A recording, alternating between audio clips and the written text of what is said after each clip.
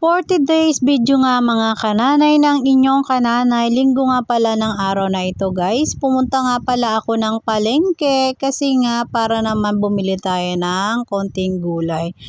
Para kahit ilang araw. So bumili ako ng gulay dyan guys. Bumili ako ng ampalaya, pechay, tsaka pang pakbit guys. Yun ang binili ko dyan.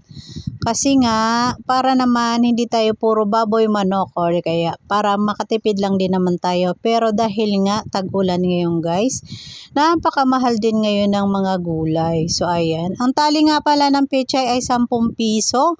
At yung ano naman ampalaya ay parang pumapatak na 50 pesos, 2 piraso pumapatak na 25 pesos ang isa.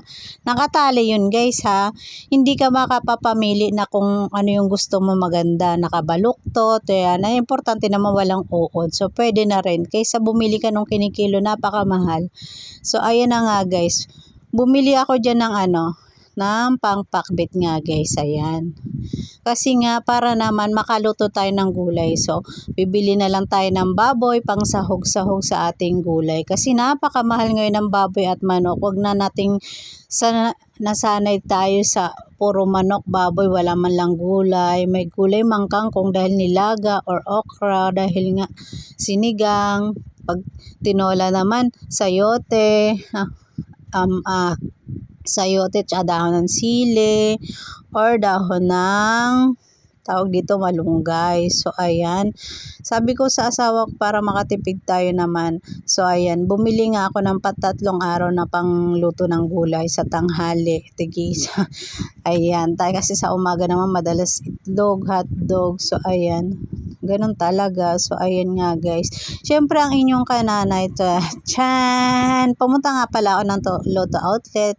So, nagbaka sakali baka tumama tayo siya, char. So, ayan. At pumunta din ako ng grocery. Namili ako ng guys, kahit konti man lang na gamit sa bahay. Yung pang araw-araw ng mga bata kasi pagpasok ang kailangan na kailangan nila sa katawan. So, yun ang aking binili. Para kahit pa paano may pang isang linggong stock sa loob ng bahay. At bumili din ako ng dyan, pancit canton, big. Kasi parang nagugutom ako pag uwi ko ako lulutuin ko siya. So ayun na nga guys, naghanap ako ng sabon panggamit sa bahay at shampoo. Ayan, trinay ko nga yung reduce kasi dati yan yung hinahiyang sa buhok ko. Ngayon kung ano-ano na lang kasi sinashampoo ko, puro dandruff na yung ulo ko. So ayan, pumili ako ng 6 na peraso. Ayan guys, yung isang sachet niyan is parang 4 siya guys. So ayan, at bumili na rin ako ng conditioner, sabon sa katawan. Yun lang ang aking binili at pancit canton. Yun lang talaga yung kailangan lang talaga sa bahay. Tapang araw-araw na may gagamitin siya hanggang 1 linggo. Ayan. So, ayan. Nandito na nga tayo sa counter kaya hanggang dito na lamang ang aking video guys. Bye!